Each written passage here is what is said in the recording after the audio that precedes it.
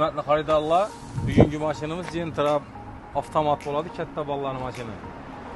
Mashinamizda polni navrot bo'lgan, 2022-yilda ishlab chiqarilgan, kraskalari yo'q.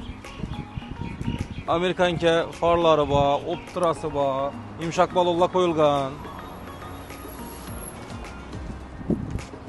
Keyin 909 pul tubayna. Bellar sonsiz ochitmalar bo'lgan, plyonkaning ham ruxsati bor. Mashinani ichine keladigan bo'lsa, ichini ko'rsat.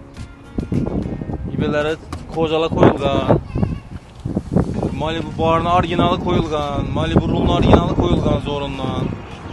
Monitorlar qo'yilgan, start stop qo'yilgan Malibu. Chexol niloni hamma o'zi tayyor mashinadan, laminatlar ham urilib turibdi yana. Kraskasi yo'q, tekshirib olmasda.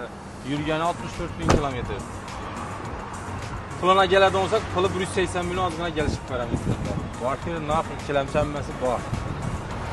Men mashin polni shumcha bor, 100%. Shuni nima aytmoqchiman? 100%.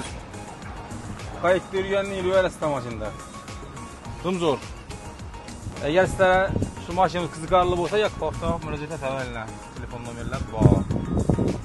Ever since I was a kid, I've been a G.